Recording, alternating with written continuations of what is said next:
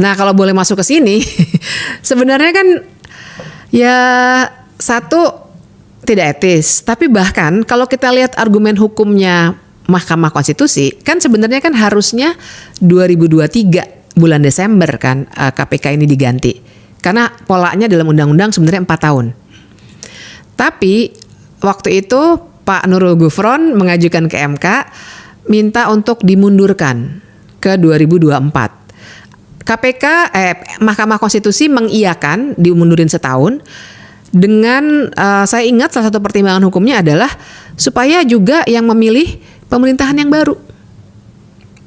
Karena asumsinya ya bulan Desember 2024 sudah ganti pemerintahan, gantinya 20 Oktober. Saya masuk ke situ. Ini memang saya nganternya ke situ tuh. Di komunitas civil society khususnya yang concern pada isu hukum, kau tahu kan itu dibicarakan ya. Kenapa tampak Pak Jokowi itu begitu kekeh untuk mengajukannya di masa dia. Seperti yang saya sudah sampaikan tadi, berdasarkan pada putusan Mahkamah Konstitusi hasil permintaan permohonan dari Nurul Gufron tadi itu, maka KPK itu berakhir pada tanggal 20 Desember 2024. Betul. Pak Jokowi 20 Oktober. Oke, artinya KPK sebenarnya itu ada waktu 2 bulan di luar dari kekuasaannya Pak Jokowi. Tapi dengan melihat respon dari Pak Jokowi yang sudah mengirim 10 nama ke DPR, itu berarti beliau menginginkan komisioner KPK itu terbentuk sebelum dia diganti. Apa catatanmu, Fit? Ya itu mereka jadi Pak Jokowi seakan-akan menyodorkan istilah kita sehari-hari fait accompli gitu ya, menyodorkan oke, ini udah jadi nih KPK-nya langsung kepada Pak Prabowo. Ya, pertanyaannya kan untuk apa dia melakukan itu? Karena lagi-lagi 2 bulan itu sangat cukup untuk melakukan proses itu. Oh lebih dari cukup. Iya, walaupun memang nanti yang akan memilih dari 10 jadi 5 DPR baru karena sekarang udah ganti ya. Tapi tetap saja yang krusial itu seleksi awal kan. Makanya tadi kita meributkan panitia seleksinya siapa. Nah itu menurut saya harusnya mulainya di pemerintahan Pak Prabowo. Karena dengan begitu apa yang juga diinginkan oleh Mahkamah Konstitusi juga terwujud, dalam arti jadi ada keseimbangan juga. Masa pemerintah yang meninggalkan kursi ngasih pimpinan baru ke pemerintah yang baru gitu. Nah jadi kalau bacaan saya sih memang itulah yang diinginkan oleh Pak Jokowi, supaya ini orang his people gitu yang akan menjalankan KPK setelah dia tidak lagi menjadi presiden, post power syndrome.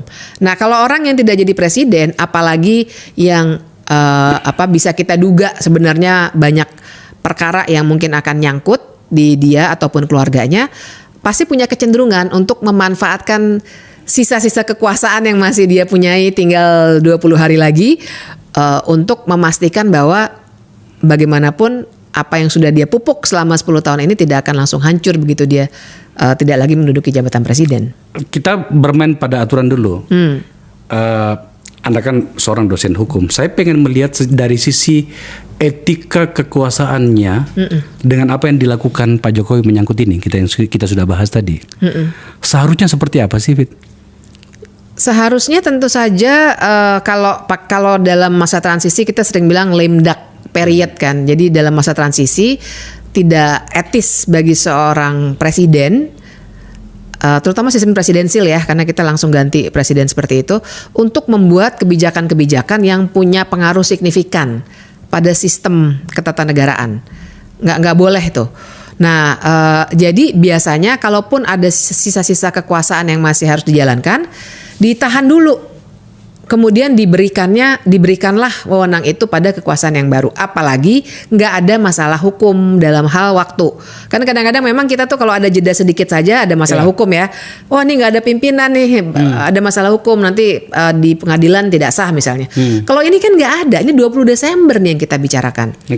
Nah, jadi secara hukum tata negara itu yang bisa kita soroti. Nggak boleh seharusnya dia masih memilihkan on behalf of Pak Prabowo gitu. Bonyamin Maki ya. Ya. Itu punya catatan di elektronik itu mengatakan gini. Ya. Presiden Jokowi dilarang mengirimkan hasil pansel calon pimpinan KPK dan calon dewas KPK kepada DPR karena menjadi kewenangan Presiden periode 2004-2029 yaitu Prabowo Subianto. Dasar pelarangan ini adalah putusan Mahkamah Konstitusi nomor 112 garing PUU garis datar seterusnya dan seterusnya. Kalau begitu kita boleh bertanya dong, apa kerumitan yang akan dihadapi oleh Presiden Prabowo kalau sudah berkuasa dengan situasi ini, khususnya pada KPK? Yang jelas secara hukum ya, karena ini benar, ini yang tadi saya sebut diajukannya oleh Pak Nurul Gufron memang. Ini saya sendiri mengkritik putusan ini, tapi oke lah, ini sudah jadi putusan dan memang betul disebutkan. Kenapa MK mau memundurkan setahun? Karena menurut mereka logikanya harusnya pemerintahan baru dong, begitulah kira-kira.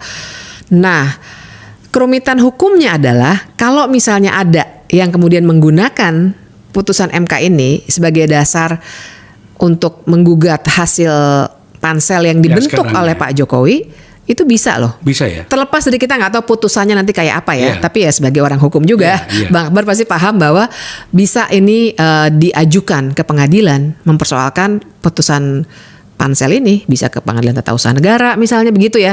Artinya dia nggak mulus begitu. Walaupun kita belum bisa prediksi hasil pengadilannya. Nah itu satu. Kemudian yang kedua, ya bayangkan bahwa itu tadi dari segi hukum, dari segi politik, bayangkan bahwa KPK nanti memang betapapun kita kritik, tapi secara undang-undang dia akan ada di bawah presiden. Betul. Ini padahal Jokowi's people. Ini Pak Prabowo. Kan sangat berbeda tentu saja. Ada karakter-karakter kepemimpinan yang pasti Pak Prabowo pingin dia miliki sendiri, bukan diwariskan dong. Cukuplah Pak Prabowo dikasih anaknya aja ya kan sebagai wakil. Tapi saya kira ada karakteristik kepemimpinan yang Pak Prabowo akan ingin tegakkan. Nah sekarang dia akan terkunci oleh orang-orang yang sudah komposisinya diatur oleh Pak Jokowi. Nah ini yang nanti juga akan menimbulkan problem buat Pak Prabowo menurut saya. Saya sempat menghubungi teman-teman, beberapa orang di Komisi 3. Ya sayang sekali di antara mereka itu tampaknya sudah tidak bisa bersikap lagi ya, karena ini kan mereka sedang membaca nih tola tole bagaimana pergerakan fraksi mereka atau partai mereka. Kalau begitu situasinya maka bisa terjadi dua hal loh. Apa tuh? Pertama adalah kalau betul ada yang menuntut atau mengajukan gugatan itu bisa batal ya, atau bisa ya. Oke. Yang kedua, boleh dong DPR yang sekarang menolak. Oh iya benar. Jadi itu kemungkinan lain ya. Iya. Kami pengen dilibatkan secara penuh dari proses awal. Jangan kemudian bolanya langsung diberikan ke kami. Di mana kemudian bolanya nantinya itu meledak di muka kami. Boleh dong seperti itu? Boleh. Kalau begitu ceritanya, maka ini bisa mentah nih barang ini. Gimana? Saya kira itu akan jadi langkah yang bagus. Soalnya jadi kita harus ini dalam menjalankan pemerintahan ini kan kita nggak sekedar harus memaklumi terus ya demi persatuan dan kesatuan gitu loh. Kalau ada sedikit perdebatan seperti ini saya kira akan bagus. Jadi misalnya ya partai-partai pendukung Pak Prabowo menurut saya bagus sekali kalau mereka kritis menolak nama-nama ini untuk bilang bahwa loh memang harusnya putusan MK dilaksanakan dengan benar. Kami ini legislator kan ibaratnya gitu, kalau saya bayangkan kalau saya jadi mereka ya. Jadi itu sangat bisa dilakukan dan kalau itu dilakukan saya kira akan bagus. Langsung aja 20 Oktober keesokan harinya bikin pansel, cukup waktu kok. Saya sangat yakin.